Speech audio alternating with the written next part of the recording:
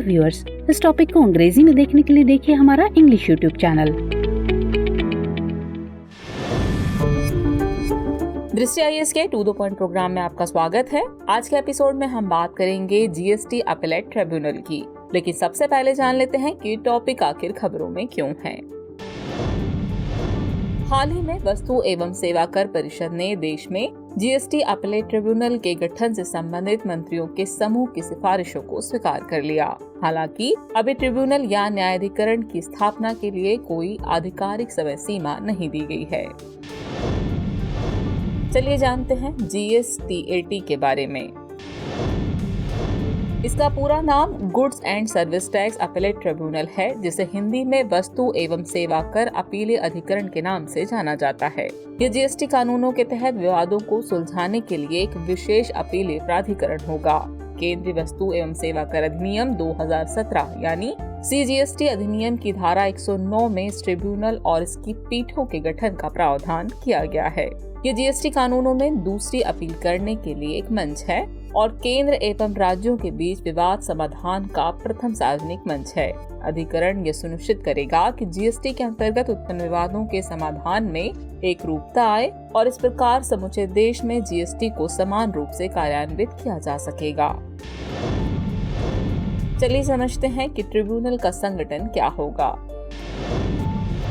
GST अपीलीय tribunal की नई दिल्ली में एक प्रधान बेंच होगी, जबकि विभिन्न राज्यों में कई बेंच या बोर्ड होंगे। यह जीएसटी परिषद के अनुमोदन के अधीन होगा। उत्तर पूर्वी राज्य 2 से 3 राज्यों के लिए एक बेंच और दूरस्थ क्षेत्रों के लिए एक अतिरिक्त बेंच का विकल्प चुन सकते हैं। प्रधान पीठ और राज्य बोर्डों में प्रत्येक में 2 तकनीकी और 2 न्यायिक सदस्य होंगे, जिनमें केंद्र और राज्यों का समान प्रतिनिधित्व होगा। हालांकि सभी 4 सदस्य प्रत्येक मामले की सुनवाई में शामिल नहीं होंगे। ये शामिल मामले की सीमा या महत्व पर निर्भर करेगा। चलिए अब समझ लेते हैं कि जीएसटी क्या है। जीएसटी एक व्यापक अप्रत्यक्ष कर है, जिसे 1 जुलाई 2017 को 101वें संविधान संशोधन अधिनियम 2016 के माध्यम से लाया गया। जीएसटी में उत्पाद शुल्क, मूल्यवर्धित कर यानी वैट, सेवा कर, लग्जरी कर आदि जैसे अप्रत्यक्ष करों को समाहित किया गया है। ये अनिवार्य रूप से एक उपभोग कर है और अंतिम खपत स्तर पर लगाया जाता है। जीएसटी के तहत कर संरचना है। उत्पाद शुल्क, सेवा कर आदि को कवर करने के लिए केंद्रीय जीएसटी यानी CGST, वैट, विलासिता कर आदि को कवर करने के लिए राज्य जीएसटी यानी SGST और अंतर्राज्यीय व्यापार को कवर करने के लिए एकीकृत जीएसटी यानी IGST।